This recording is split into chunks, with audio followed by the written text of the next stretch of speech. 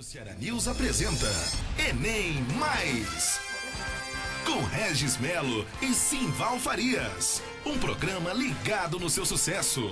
Toda semana debatendo temas importantes, dicas, entrevistas, curiosidades. Enem Mais, preparando você para os desafios do vestibular e do mercado de trabalho. Enem Mais, um programa onde a educação está sempre em pauta. Agora, na Ceará News.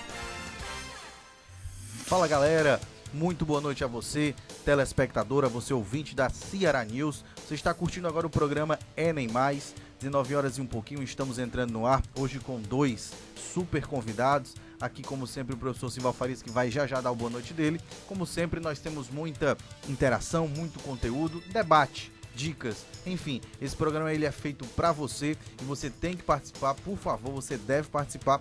Antes de invocar a sua participação, deixa eu pedir o boa noite dele, ele que já está aqui vendo as nossas mídias sociais. Inclusive você pode nos acompanhar pelo Facebook da Rádio Ceará News, pelo www.cearanews.com.br, que é o nosso portal de notícias. Lá você também vai ficar muito bem informado, pelo nosso aplicativo. Enfim, há muitos meios de você curtir o nosso programa e toda a programação da Rádio Ceará News. Sem mais delongas, eu vou pedir boa noite dele, meu amigo professor Simval Farias, que divide aqui a apresentação comigo. Boa noite, Simval. Boa noite a todos os nossos web espectadores. Eu criei essa palavra, viu? Web espectadores maravilhosos estão acompanhando a gente pelo portal, pelas redes sociais. Participem, por favor.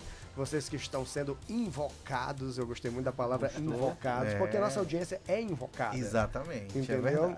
E hoje o debate vai ser muito bom, não só para a prova propriamente de ciências humanas e tal, mas muito interessante também para a construção de repertório sociocultural, para o texto, para a redação, enfim, muita coisa boa, além do que para despertar também a cabeça das pessoas para assuntos importantes, assuntos que são realmente merecedores de atenção. Então vamos começar. Bem, nós temos aqui dois convidados mais que especiais no nosso programa. Vou começar com ele, meu amigo, professor Igor Mascarenhas. Dê o seu boa noite pra gente, fale aí um pouquinho de você, né, rapidamente, porque se você for falar, a gente, né, fale à noite, que é muita coisa pra falar, o nome é uma sumidade. Sei não, um abraço e boa noite. Boa noite, boa noite Simval, boa noite Regis, boa noite Ítalo. Eu sou o professor Igor Mascarenhas, sou professor de Sociologia e também da área de língua portuguesa. Primeiro me formei em letras na UFC e depois em ciências sociais, e agora estou no mestrado em sociologia. E no caso é um prazer estar aqui, ter recebido esse convite dessas duas figuras que, além de ótimos profissionais, também são amigos.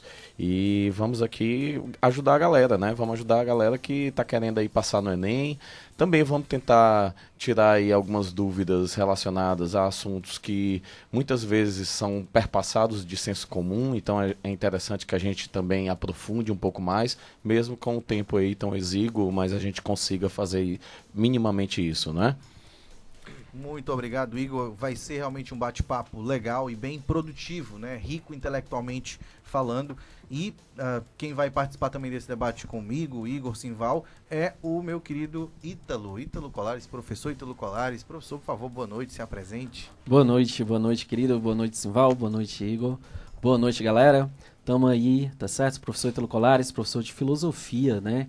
Aquela disciplinazinha que o pessoal às vezes faz careta e às vezes não, né? Às vezes é a aula da polêmica, né? A aula que o pessoal quer tirar todas as dúvidas existenciais, né? E a gente tenta o máximo possível conduzir para um direcionamento voltado para o Enem, voltado para a vida, voltado para uma coisa mais, digamos assim, pragmática, né? E não tão apenas discursiva, né? Então estamos aí para justamente potencializar essa aprendizagem, né? Esse direcionamento para uma boa prova no Enem de 2018. Muito bacana, Ítalo. Igor, eu converso com alguns alunos às vezes e brinco com eles. Como é que vocês não gostam, não valorizam as aulas de sociologia e filosofia? No nosso tempo, a gente que já não é mais tão jovem assim, mas essas aulas eram tanto escassas, né, no ensino, não tinha nem professor, era tratado de modo meio pouco profissional, não sei como qualificar, mas pouco tivemos acesso a aulas, né, como essa. Hoje não, eu vejo colegas preparados, muitas vezes havia um professor de história que dava uma dessas duas disciplinas, hoje não, nós temos pessoas formadas nessas áreas, né, que dão aula de qualidade e às vezes o aluno não aproveita, né, não sabe o que ele tem nas mãos. Isso aí na verdade vem de uma educação que a gente teve, uma educação muito tecnicista, muito voltada a disciplinas que são vistas como disciplinas mais importantes para o mercado de trabalho, né? E, na verdade, a gente tem a sociologia e filosofia como disciplinas não só importantes para o mercado de trabalho, mas para a formação do ser humano, né? Pouca gente sabe, mas só para você ter ideia do quanto é importante sociologia, filosofia, o próprio ensino de língua portuguesa, não só de língua portuguesa, mas também de linguística em si e tudo mais. No Império Britânico, só para você ter ideia, as pessoas que iam para as colônias, por exemplo, para a Índia e tudo mais, para gerir grandes empresas do Império Britânico e tudo mais, eram pessoas formadas em filosofia, em sociologia, em grego, em linguística. Por quê? Porque essas pessoas, elas muitas vezes estavam mais bem preparadas intelectualmente para lidar com diferenças, para poderem aprender muito rapidamente outras coisas que não fossem necessariamente as suas áreas, né? Então, às vezes se perde um pouco isso, que essas duas disciplinas, elas formam realmente não só cidadãos em si, no sentido político, mas também seres humanos muito mais interessantes. É uma grande verdade, meu amigo. As pessoas têm medo de pensar, sabia? Porque pensar demais dói. Para alguns dói a cabeça, né? Para outros dói porque você começa a enxergar a realidade de outras formas. E quanto mais você se entranha nessas realidades, mais você percebe que o mundo não é esse mar de algodão doce que muita gente pensa que é. Eu vou aqui só, claro, já devia ter feito, né, mas enfim, é um currículo aqui do meu amigo Igor Mascarenhas, formado em Letras e Ciências Sociais pela Universidade Federal do Ceará, também conhecida como UFC, e é mestrando em Sociologia pela mesma universidade, apesar da sua careta jovial, já tem 19 anos de magistério, não tem quem diga, porque eu não daria menos de 18. Meu amigo aí, Ítalo Colares, é formado em Filosofia pela Universidade Estadual do Ceará e já está aí no mercado há 8 anos e vai permanecer ainda por mais 150. Pois bem, e aí vamos começar aqui o nosso debate pensando numa coisa que é bem interessante, porque recentemente, né, e eu digo recentemente porque é algo recente mesmo, essa história de filosofia e sociologia surtiu um grande debate porque achavam que não deveria fazer parte da grade curricular do ensino médio, ou não deveria fazer parte, assim, oficial da grade do ensino médio. Aí a pergunta que eu faço a vocês, especialistas em sociologia e filosofia, é: por que tentaram tirar filosofia e sociologia da grade curricular do ensino médio? A quem interessa, quem ganha e quem perde com isso? E eu queria depois que vocês, por favor, me dessem um conceito que até agora eu não sei, Regis, o que é, mas eu ouço muito essa palavra.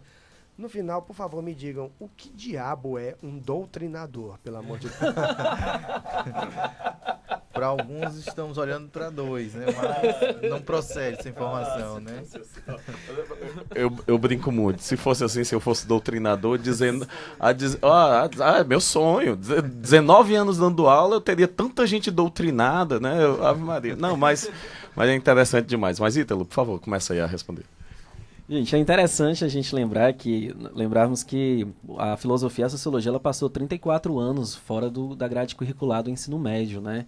Nós tínhamos aí disciplinas como a OSPB e Moral e Cívica, que eram disciplinas singulares em relação à sociologia e filosofia. E nós sabemos que essas duas disciplinas não contemplavam a complexidade e a importância da filosofia e da sociologia dentro da formação de um cidadão, dentro da formação de um sujeito, de um indivíduo. E aí a pergunta sobre a questão, qual o interesse disso aí, né? Eu me lembro de um texto da Maria Lúcia Aranha, da Maria Lúcia Aranha, que é uma grande autora de livros de filosofia, que ela diz assim, se a gente colocar a ideia da filosofia como uma ideia de utilidade, ela não serve para nada. Por quê? Porque a ideia da utilidade, se algo é útil para alguma coisa, em algum momento ela vai deixar de ser útil. E assim como a filosofia, a sociologia, ela não compete à ideia de utilidade, porque ela está acima da ideia de utilidade. É uma ideia de necessidade, né? É uma ideia de uma urgência, de uma emergência humana, social, política, antropológica, existencial, para a gente poder compreender essas duas áreas de conhecimento, né? Nós temos aí uma leva, né, de geração no sentido de muito cheio de informação, mas pouco cheio de conhecimento, né? Creio eu que nós estamos vivendo uma época onde é a geração que mais escreve e mais lê. Estão constantemente lendo e escrevendo. Agora a pergunta, com qual qualidade, né? E aí a grande questão, qual o interesse dessas pessoas em tirar a filosofia e a sociologia no que se diz respeito a um pensamento, em uma construção dessa qualidade de leitura ou dessa qualidade de se posicionar. Né? Você pega, por exemplo, um adolescente de 14, 15 anos, quando ele não concorda com algo, ele vai para as redes sociais. Agora, dá uma argumentação coesa para ele, dá ferramentas para uma construção de um pensamento, né?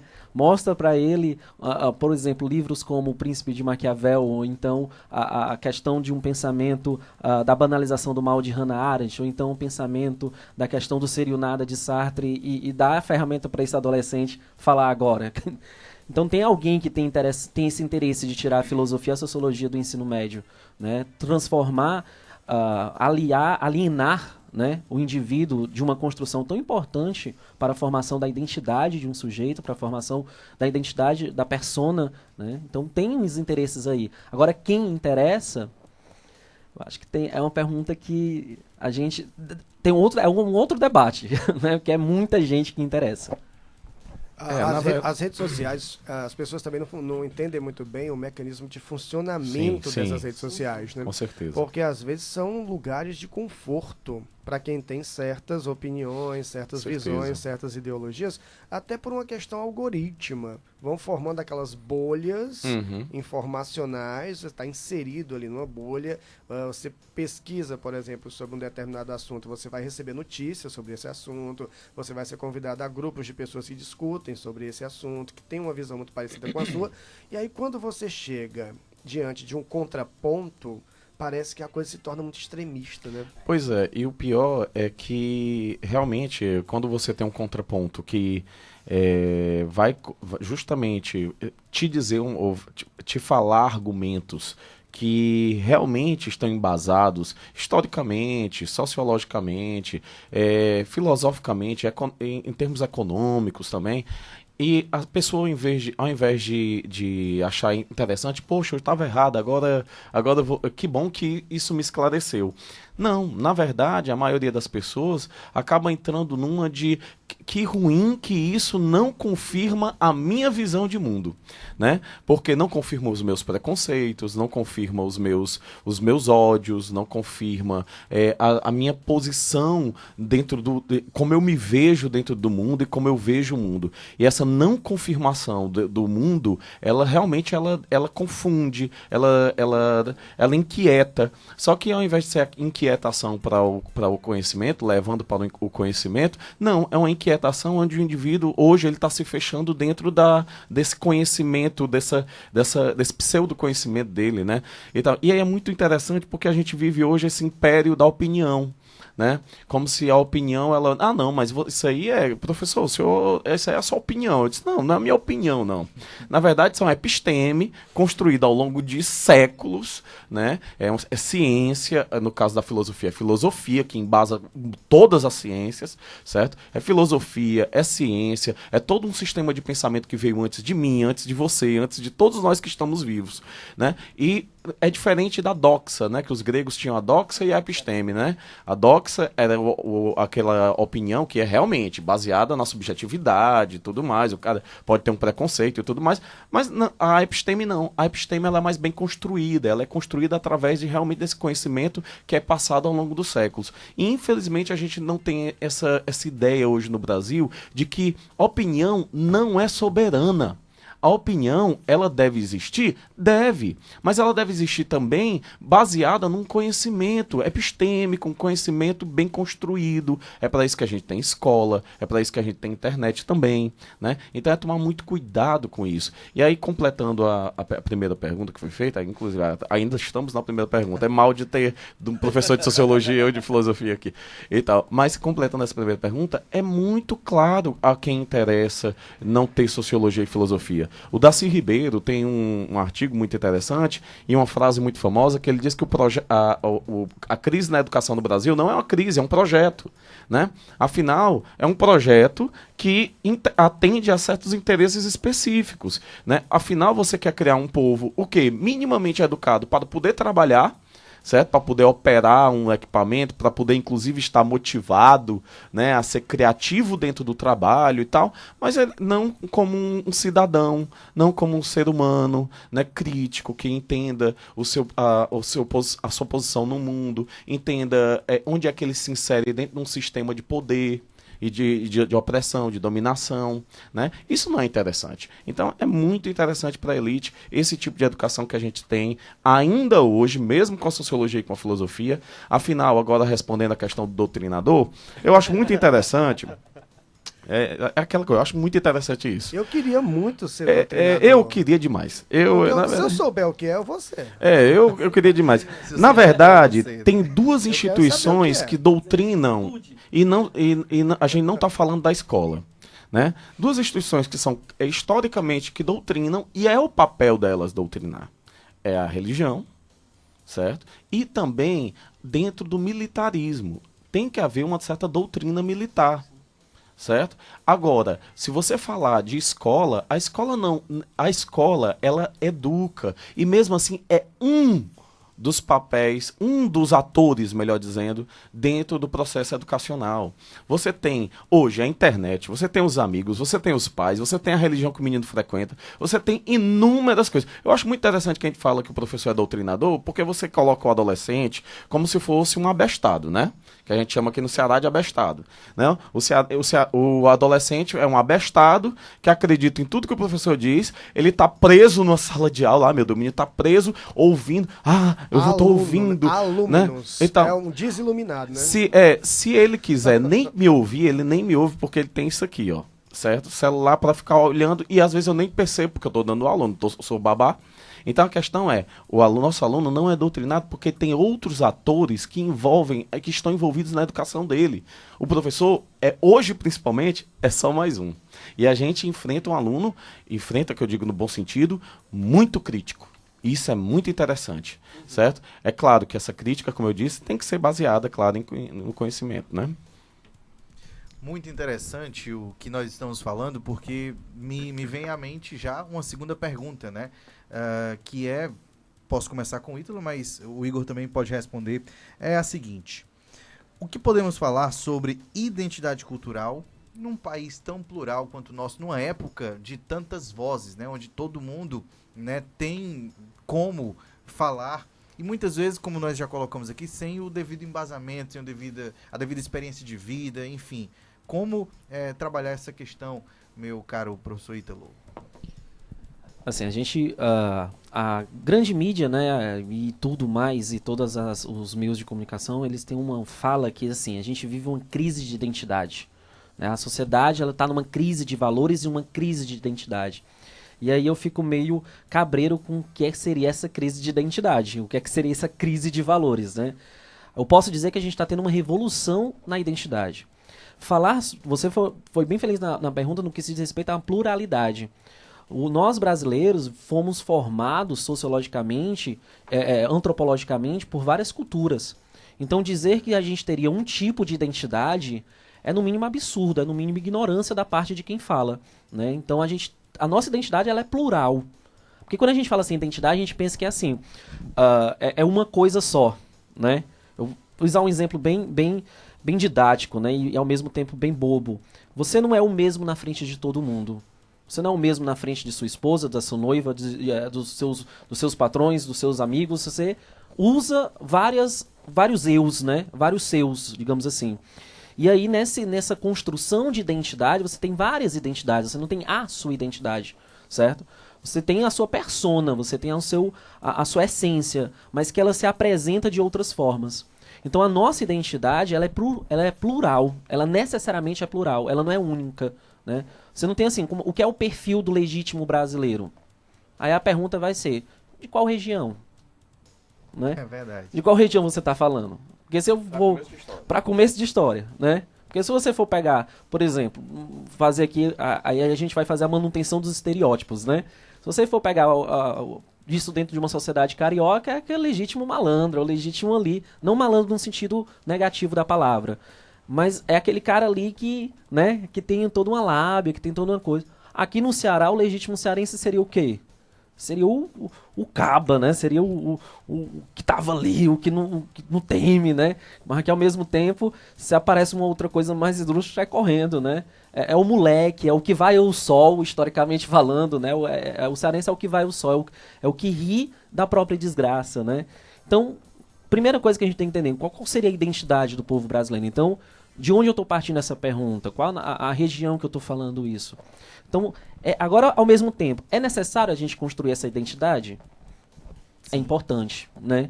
É importante no sentido de pertencimento. A sociologia ele tem esse termo, né? A ideia do pertencimento cultural. Né? Então, se, por exemplo, tem um personagem aqui da cultura cearense, né? Que ele já foi para alguns lugares e aí ele fez o velho grito cearense, né? A velha vaia cearense. E as pessoas responderam, né? Então a ideia de quê? A ideia de que a gente pertence à nossa linguagem, à nossa identidade, né? Então tem essa responsabilidade ao mesmo tempo de nos identificarmos. E aí a gente tem que entender que essa identificação passa por uma questão plural. Passa por uma questão não apenas una, mas múltipla. Então acredito que a gente pode compreender que a identidade cultural, nossa brasileira, ela passa por essa pluralidade. Eu não posso pegar a identidade cultural e transformar ela numa única coisa, mas em várias coisas que resume um só, que é o brasileiro.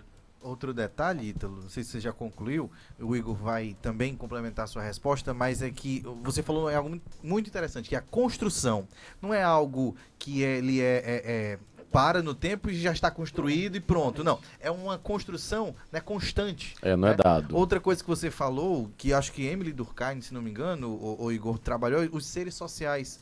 Existe o Regis filho, o Regis professor, o Regis marido. Não sei se foi Durkheim que tratou disso também. Na verdade, toda a sociologia ela perpassa, gira em torno disso, né? Quem é o ser social, o indivíduo, e quem é, na verdade, o indivíduo social e quem é o indivíduo dentro da subjetividade dele. Ou seja, até onde vai a estrutura que faz com que esse indivíduo tenha determinadas ações e onde é que começa a agência do indivíduo, onde é que começa realmente ele pegar e modificar a estrutura, ou tentar até nem só modificar a estrutura, mas ir contra essa estrutura, né? Isso aí a sociologia, Durkheim, ele na verdade, ele vai ter uma visão muito, a estrutura praticamente obriga o indivíduo, né?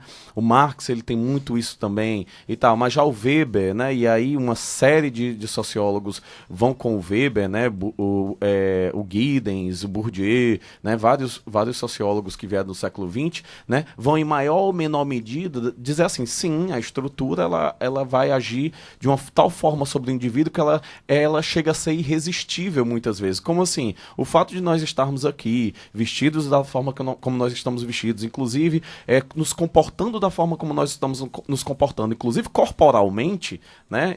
Nossa relação inclusive com o próprio corpo é determinada pela estrutura, mas nós podemos ir contra essa estrutura, nem que seja por mim, não para modificar a estrutura, mas por conta de mim mesmo, certo? Então, assim, a questão, inclusive, dessa diversidade cultural, voltando à questão da diversidade cultural, eu acho interessante a gente falar que ela não é uma coisa romantizada no Brasil, certo? Dentro da sociologia, nós trabalhamos bastante com o conceito de dominação, de poder. Certo? É um conceito muito caro à sociologia, o conceito de poder. E essa diversidade cultural, ela também está perpassada de poderes, certo? Poderes que veio como é que vieram? Não são dados, né? Por exemplo, nós sabemos que fomos construídos na base da violência, né? O europeu, quando veio aqui, ele não veio e fez, gente, com licença, eu posso ficar aqui, né? Vocês podem... Não, foi realmente genocídio de indígenas, estupros e tudo mais. Então, nós temos uma base histórica e cultural, apesar do que normalmente a gente aprendeu na nossa época, que a gente aprendia história com uma coisa linda, diversidade e tal, não sei o quê. Não, nós temos uma base muito violenta, né? E infelizmente ou felizmente, isso acaba se refletindo nas ações da sociedade ainda hoje. Quando você tem uma sociedade belicosa, uma sociedade que ela preza por essa violência e preza pela resolução de conflitos através da violência e através também da volta de uma pretensão unidade que nunca existiu, certo? O Brasil nunca foi único, nunca foi uno, aqui nunca teve uma pátria maravilhosa, como se fosse aqueles livretos de religião que você vê assim um paraíso. Isso nunca existiu, certo? Então a gente tem que tomar muito cuidado, certo? Com um pretenso passado glorioso e dourado que só existe na memória de algumas pessoas. Certo? Por quê? Porque isso atrapalha o novo, isso atrapalha a diversidade. Né? Então, nosso aluno, agora falando do Enem, nosso aluno tem que tomar muito cuidado com isso. Muito cuidado, por quê? Porque ele tem que tomar cuidado, inclusive, com os próprios preconceitos. Tá certo? Cuidado com os próprios preconceitos, deixar o senso comum de lado. Uma coisa muito interessante é a noção de diversidade. Então ele procurar saber que diversidade não ameaça em nada a existência dele.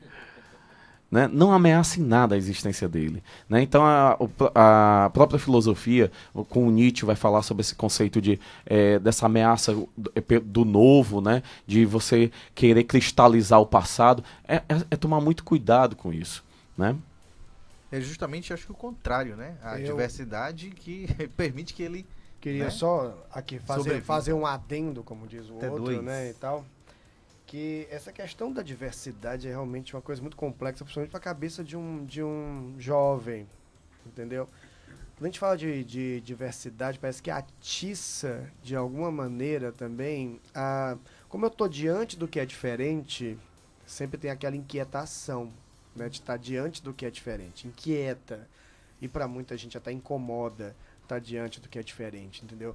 E puxando um pouco a brasa aqui para a sardinha da gente, aqui da área da linguagem, né, quando a gente pensa que essa diversidade também se reflete nas falas, na linguagem, né, nas regionalidades de fala, nas variações sociais de fala, nas variações de fala que estão ligadas a gênero, que estão ligadas à cultura, que estão ligadas à etnia, que estão ligadas, enfim, a todas as formas de expressão de diversidade, no final das contas, né? E como é complexo, às vezes, entender o ensino da língua portuguesa nessa perspectiva. Porque você falou uma coisa muito interessante. A gente quer, porque quer, estrangular essa diversidade, tentando criar a imagem de um país único, de uma cara só, algo que padronize. A língua é algo muito utilizado para dar essa ideia de uma coisa padrão. O pessoal, a língua portuguesa no Brasil, a gente usa a mesma de ponta a ponta, e não é a mesma, porque não temos os mesmos brasileiros, não temos a mesma cultura, não temos a mesma cara de ponta a ponta neste país, entendeu? E como a língua é um instrumento fundamental de cultura, certamente há também esse ponto de diversidade na língua, que envolve inclusive as relações de poder, né? Sim, sim. Também tem essa história, né? Que é muito forte, que é muito contundente. Eu queria só destacar aqui, antes de você falar, porque a gente aqui também, isso aqui não é um programa apenas de amabilidades enêmicas, mas também a gente tem aqui um momentozinho, vez por outra, para tratar sobre questões jornalísticas. Daqui a pouco falar sobre fake news, que é uma coisa boa também de falar, quer dizer, boa de falar, mas não é boa de fazer. Mas vamos lá. É da Época Negócios. Olha só. É uma notícia isso, hein? Um estudo sobre diversidade realizado pela consultoria se eu ler, meu filho, diferente do seu inglês, é porque o meu é britânico, McKinsey & Co., em 12 países, mostra que as empresas com times de executivos com maior variedade de perfis são mais lucrativas. Ao menos 1.000 empresas globais foram analisadas. As companhias com maior diversidade de gênero da amostra têm 21% mais chances de apresentar resultados acima da média do mercado do que as empresas com menor diversidade no grupo. No caso da diversidade cultural e étnica, a variedade é ainda mais premiada e esse número sobe para 33%. Desculpa, Ítalo, mas assim, é interessante não só no aspecto empresarial. Se você observar as escolas, por exemplo, agora, claro, num contexto europeu, né, onde você tem uma diversidade maior, inclusive de classes frequentando a escola, de classes sociais, certo? O desempenho desses alunos é muito melhor. Né? Afinal, esse contato com o diferente, ele hoje é muito valorizado e deve ser valorizado. Afinal, realmente a gente vive num mundo plural, num mundo que exige que a gente tenha reações a esse mundo, vamos dizer, pautadas não numa coisa unívoca, numa coisa una, mas sim em uma pluralidade, inclusive, de ações, de situações. Está se apresentando essa situação, é muito diferente daquela que eu tive e tal, então eu tenho que saber agir. Então, porque é interessante como a gente vive num mundo hoje que o mundo é diferente, mas às vezes as percepções emocionais do ser humano são as mesmas de 200, 300 anos atrás. Né? Ou seja, 200, 300 anos atrás, realmente o novo era uma ameaça. Né? O outro era uma ameaça, normalmente era uma ameaça. O outro provavelmente iria querer te matar, ia querer te, né? Por exemplo, isso vamos dizer, imagina, 500 anos, 400 anos, seja aqui na América Latina, seja na Europa, há milhares de anos, aliás, atrás. Claro que o outro provavelmente seria uma ameaça. Hoje, não. Hoje nós temos estados burocráticos, racionalizados, de direito que garantem direitos humanos, ou pelo menos deveriam garantir direitos humanos básicos a todos, em tese. É isso. Então ninguém, porque é diferente, vai te matar porque é diferente. Só que, infelizmente, as pessoas agem como se fosse isso, né? Muito baseadas em vários aspectos históricos, culturais, aqui agora voltando para o Brasil, no racismo estrutural que a gente tem aqui e no nosso país, que é histórico, e esse racismo acaba se espraiando aí, inclusive para preconceitos de classe e tudo mais. E, infelizmente, a gente acaba nessa barbárie que a gente vê hoje de pessoas, esse espetáculo horrendo de pessoas, inclusive, se afirmando que são opressores com orgulho, né? Brincando, sou opressor mesmo, e com orgulho. É um absurdo. Né? E aproveitar a deixa, já até para estimular aqui outros assuntos no debate, né? Perguntando aqui para o meu amigo Ítalo, a gente está falando de tudo isso, né? Às vezes dos extremismos que ganham assim, uma repercussão muito grande, sobretudo nas redes sociais, e puxando isso também para certas opiniões que as pessoas acabam manifestando sob o pretexto de ser algo que está de acordo com a moral dessa pessoa. O que é moral? O que é ética? Qual é a diferença entre ética e moral? Vale a pena estabelecer essa diferença? Bem, é uma discussão aí filosófica de séculos, né? Mas vamos... assim, já há uma definição, há uma separação, sim, para a filosofia. Ela compreende a ética como a questão dos princípios, de uma forma bem simples, e a moral depende das questões das regras sociais, né? A moral são as normas, são aquilo que são estabelecidos pelos grupos sociais, são estabelecidos pelas instituições, ok? Já a ética é aquilo que rege algo maior, é o bem, é o princípio universal, né? É uma universalização daquilo que é geral, que é absoluto, digamos assim. Aí seria uma outra discussão, o que é que seria então esse bem, o que é que seria essa questão absoluta. Mas a gente já compreende a ideia de que a ética ela passa a moral ela passa por esse caminho, ela é uma convenção social, tá certo? Por exemplo, se você entrar na casa de uma família de cultura oriental, calçado, isso é um absurdo, isso é um desrespeito, né? Enquanto, na verdade, pra gente é normal, pra nós andar calçado dentro de casa é uma questão normal e dentro da cultura oriental, ou seja, isso é uma questão moral, não ética, né? Ao mesmo tempo, o andar calçado e o andar descalço tem um fundo que é a questão do respeito ao outro, Isso é uma questão ética. Então a ética ela perpassa por essa questão universalizante e a moral seria uma questão local. O problema é que nós brasileiros, né, a gente tem uma, não sei onde, não sei como também, aí teríamos que pedir ajuda a antropólogos e a historiadores a entender e compreender como foi que a nossa ética ela foi formada, como é que a nossa moralidade foi formada. Porque é interessante, tem dois caras que se contrapõem muito nos estudos da ética e da moral, que é o Immanuel Kant e o Jeremy Bentham, né? É o utilitarismo e o dever da obrigação moral. Nós, pelos estudos que a gente possui, a nossa educação ela é uma educação kantiana. A gente tem a obrigação do dever. Mas as nossas questões práticas do dia a dia é utilitarista. Então, assim, de onde foi que surgiu essa influência utilitarista, né? Então, a gente precisa até entender e compreender essas questões. E o que é que tem a ver com a questão da identidade cultural? Com o que é que tem a ver com a relação com a pluralidade? O respeito, né?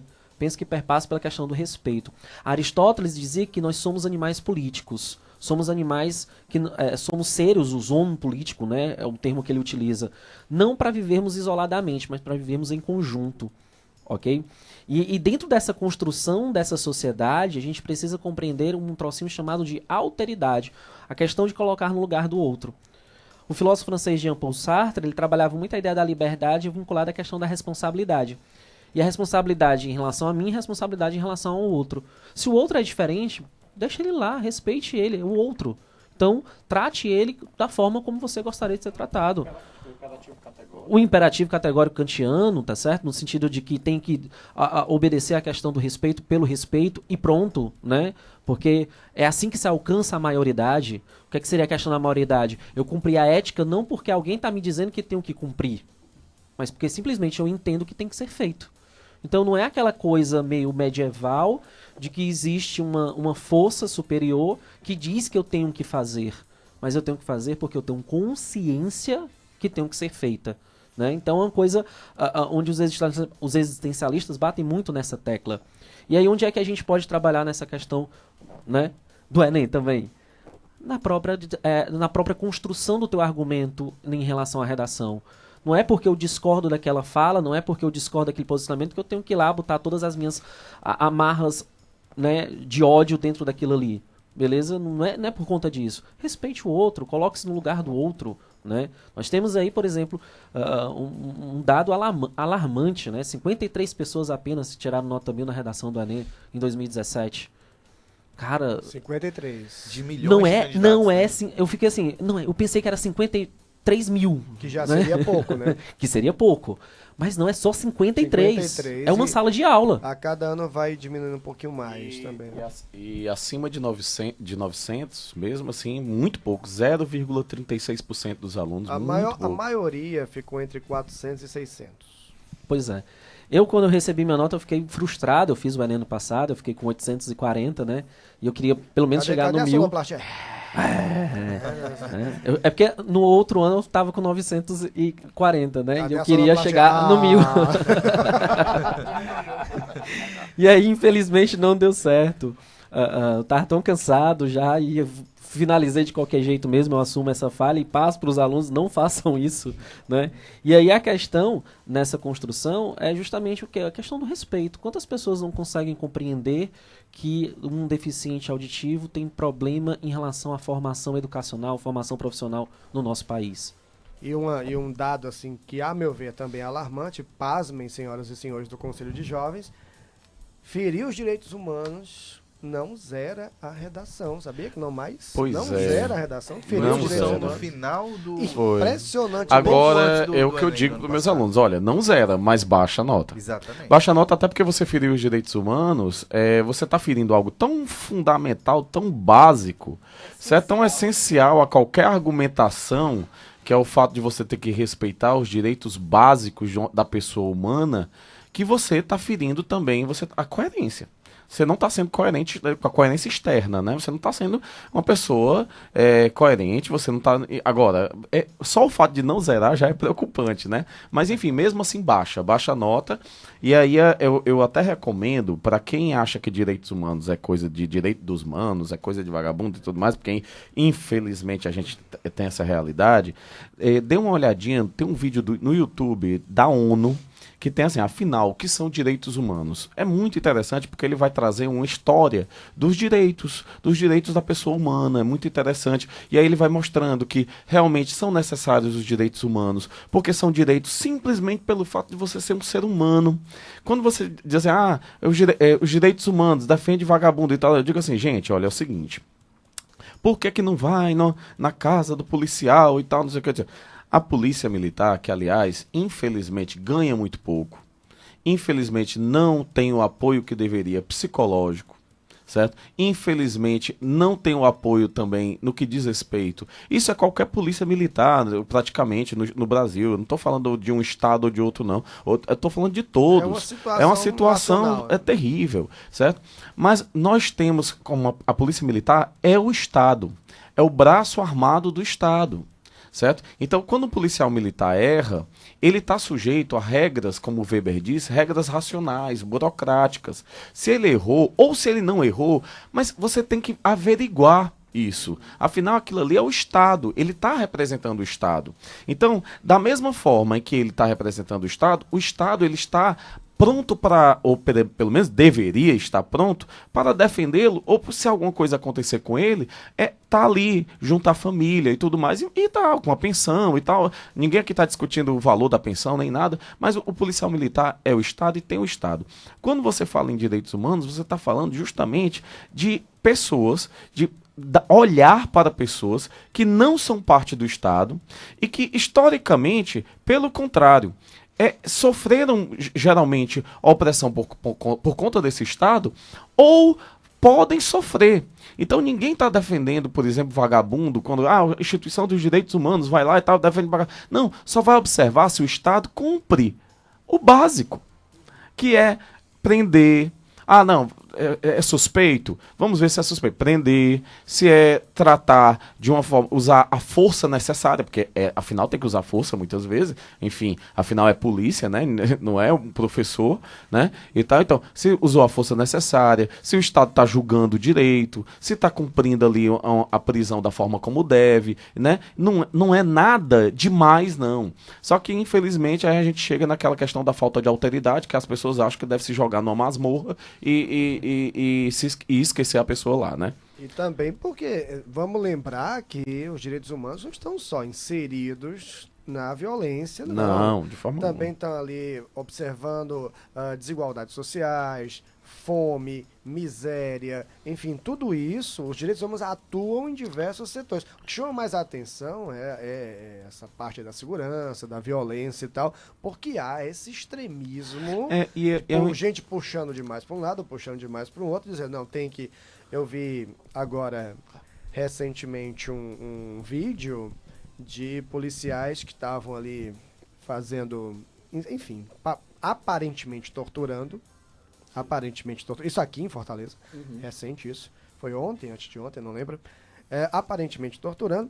E o que mais chama a atenção são os comentários. Quando a gente vê os comentários nas redes sociais, a gente dizendo, tem que levar uma medalha, tem que ganhar uma medalha, tem que ser premiado, fulano de tal, desse e tal. Mas veja, como os direitos humanos parece que não fazem muito sentido até o momento em que você precisa deles, né? É verdade. Tem essa também, né? Até o momento em que você lembra que é humano, né? E precisa mas deles, né? é porque, na verdade, o conceito de humano na sociedade brasileira é bem elástico, né? É humano aquele que que pelo menos, vamos dizer, de classe média pelo menos baixa, é de uma cor específica, ou pelo menos não atende uma cor específica, né? É uma localidade específica, porque quando não essa pessoa é matável, é torturável, né? E tal. Se ela não atender uma cor básica específica, ou morar numa localidade básica específica, a primeira coisa que se pensa dessa pessoa é que ela não estava envolvida. Ela provavelmente estava envolvida com crime. Coisa que muitas vezes a gente viu uma chacina aqui em Fortaleza que 11 meninos, né? E nenhum estava envolvido com nada. E mesmo que tivesse, não era para ter acontecido aquilo. Se tivesse envolvido com crime, era para ter sido julgado, era para ter o Estado racional, burocrático, era para agir. Agora, infelizmente, as pessoas estão muito barbarizadas mesmo com a violência, né? Há uma barbarização e há, ao mesmo tempo, junto a essa barbarização, isso que eu estou falando, é um conceito de ser humano que não se atende, certo? Justamente pelo racismo que o brasileiro tem e que insiste em dizer que não tem. Igor, por isso que é interessante você dizer que o candidato que está nos escutando tome cuidado com os seus preconceitos, com os seus pensamentos, porque a prova do Enem, se a gente tomar por base as provas anteriores, a do ano passado em si, ela é muito, mas ela quer ver esse lado cidadão do candidato, né? Na pergunta, por exemplo, aliás, no tema da redação, a questão da inclusão, da educação, não está perguntando se você concorda ou discorda, justamente, mas é para você, na questão cidadã, a sua opinião, dar a sua opinião sobre aquele tema. Uma coisa que eu venho imaginando aqui, diante da nossa discussão, algumas sociedades mais velhas que a nossa, e aí eu retomo essa questão, a idade do Brasil, talvez nós sejamos jovens demais e infelizmente temos que passar por esse momento sofrível, intelectualmente falando, por essas discussões, porque eu comparo com algumas sociedades já mais antigas e com essas coisas mais consolidadas, esses direitos mais consolidados, essas questões. Gostaria de rapidamente saber a opinião de vocês. Não, vai. Não, era porque assim, uma coisa que é interessante a se levantarem sobre a violência, só... Sim, claro. Voltando aqui um pouco do que o Simval falou em relação à violência, eu levanto uma pergunta, né? Quem que sai ganhando com essa violência exagerada, né? Alguém sai ganhando com isso. A escola frankfurtiana, ela tem um termo que ela gosta muito, que é a indústria cultural, né? E aí vem junto com a questão do espetáculo da barbárie. A gente tem, assim, um verdadeiro um maquinário que gira em torno dessa violência. Eu não estou falando apenas do maquinário estatal, estou falando de outras coisas também. E aí eu fico perguntando, quem que está ganhando com isso? Tem alguém que está sendo beneficiado por isso? E aí, o mínimo que não está sendo beneficiado é a gente, né? A população como um todo, é o povo como um todo. E uma né? parcela da população específica menos ainda. Menos ainda, bem colocado. Em relação a essa questão, né, sobre o que diz respeito à historicidade, né, eu sempre gosto de pensar assim, o nosso país ele foi muito formatado. A nossa independência ela foi formatada, ela não foi conquistada. A nossa república ela foi formatada, ela não foi conquistada. Não foi o povo que foi lá e fez o processo de... né? Sempre é uma coisa muito assim... Tem uma lenda que rola, que eu não sei se é fato ou não, né? É um fake ou não, né? Que a província do Piauí, em plena ainda governo de Washington Luiz, mandava as cartas para o Rio de Janeiro como se fosse ainda para Dom Pedro II, né? Então não sei se é fato ou não.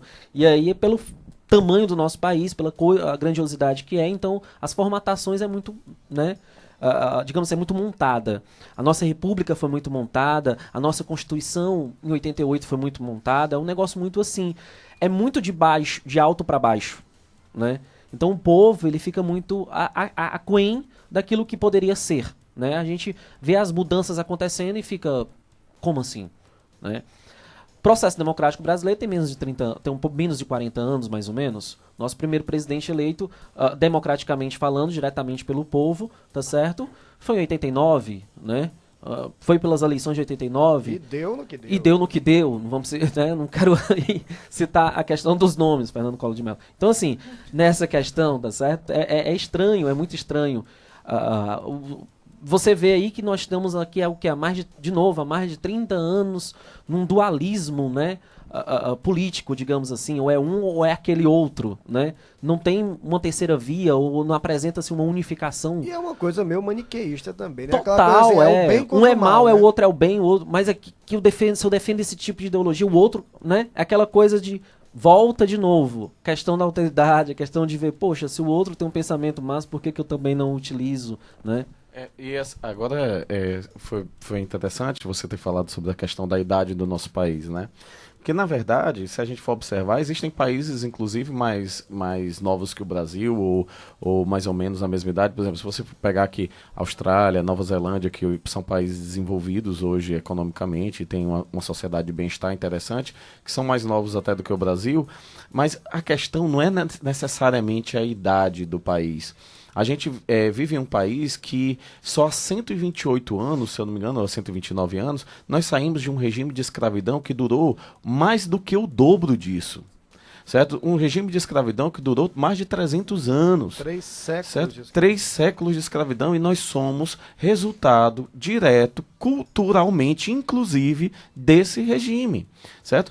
toda a nossa sociedade foi estruturada dentro de um trabalho que não era um trabalho no regime capitalístico moderno, né? Aquele negócio, o trabalho dignifica o homem, né? Tal, não sei o quê. Não, o trabalho sempre foi visto como uma maldição, principalmente o trabalho que não era intelectual, né? Inclusive, tudo relacionado ao negro sempre foi visto quase que como uma maldição, ou como uma maldição, sempre o mal.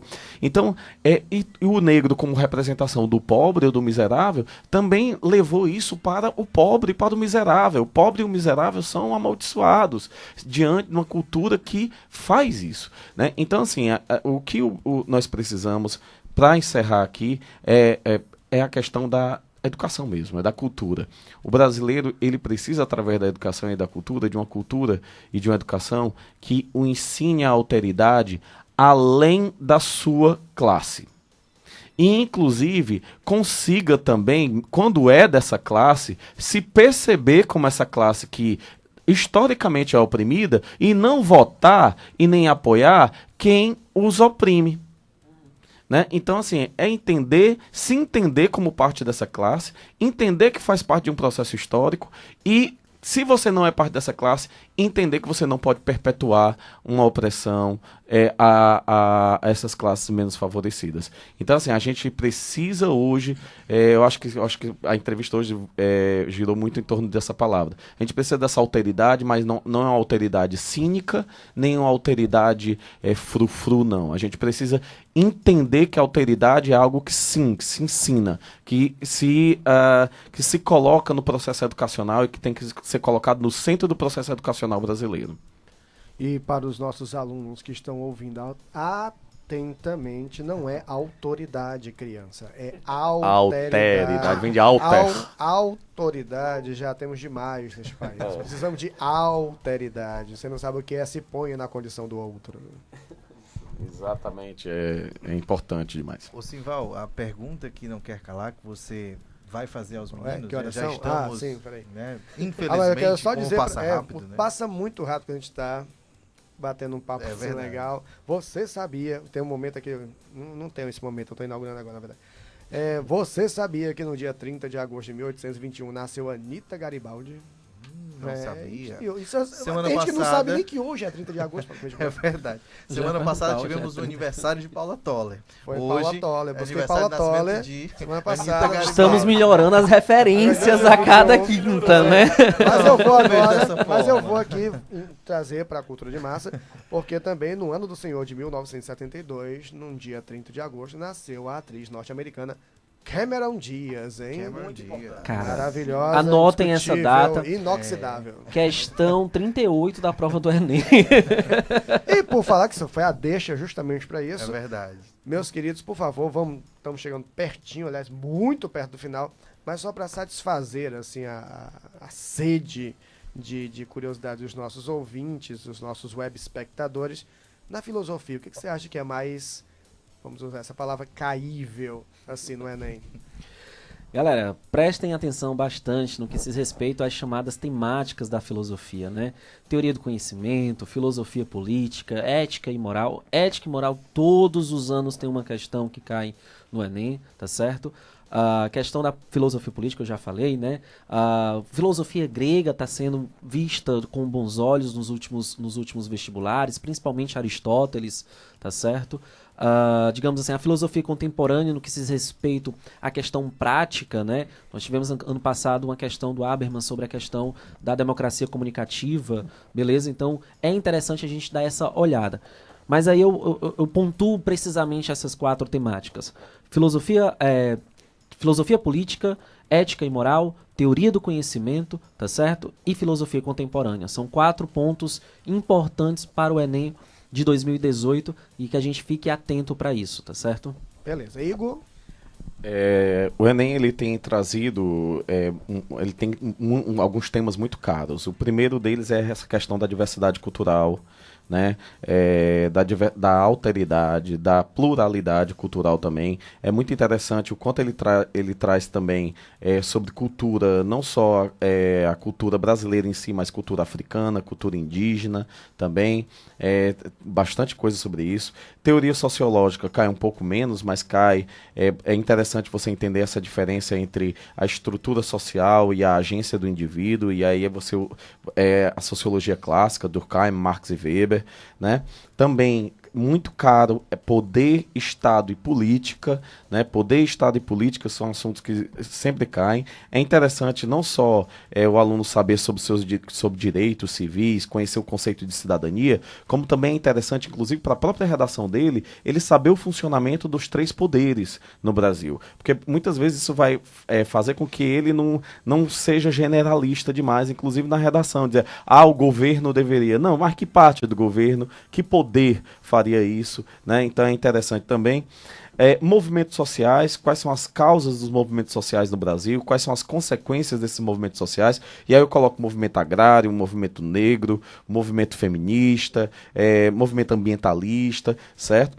E também a questão do trabalho e produção, né? Processo de industrialização, tanto o europeu como o brasileiro, né? Quais são as consequências desse processo de industrialização? Uma delas é a urbanização, e aí surgiu um novo ser, o ser urbano, em contraposição àquele ser mais rural. Então são assuntos que caem bastante, caíveis, como disse aí o... Queria só aproveitar que você está com o microfone respondendo rapidinho, porque o tempo estourou, daqui a pouco vem Regis no futebol. Que é... Igor, o que é ser professor para você? Fala aí. Olha, não vou responder com nada substantivo, não, né? Ser professor e pá, né?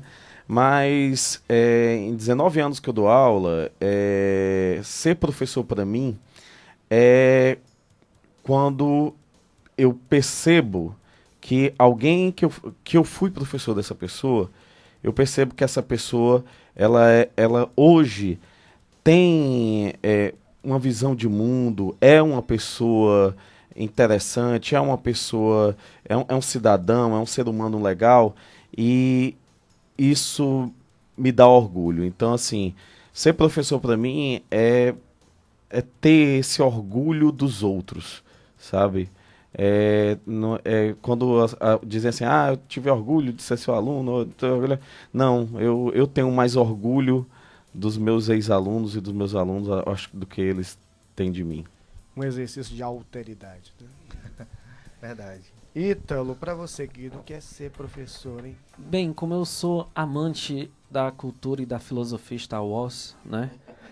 Ser professor é ser um Jedi, né? No sentido de entender que a força não está ali só minha, mas é de todos que queiram participar daquilo ali. O conhecimento não é só meu, mas é de todos que queiram enxergar a ele, né?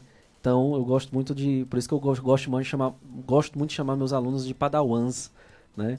Vocês estão treinando para ser Jedis, porque lá na frente vocês vão ter o padawans de vocês, ok? Então, eu gosto muito dessa ideia, né? Que ser professor para mim é ser um Jedi. É aquele cara que percebe que o bem, que a força não é dele, mas é de todos, e que todos podem participar. Que o conhecimento é para todos, né? Basta querer, óbvio, né? E é uma coisa meio platônica, meio socrática minha também. Ítalo Skywalker. É isso aí. A gente agradece. Boa noite, Igor. Boa noite, Ítalo. O papo foi bem bacana. A gente espera que os nossos ouvintes, telespectadores também tenham gostado. Boa noite, meu amigo Simval. E que a força esteja com você.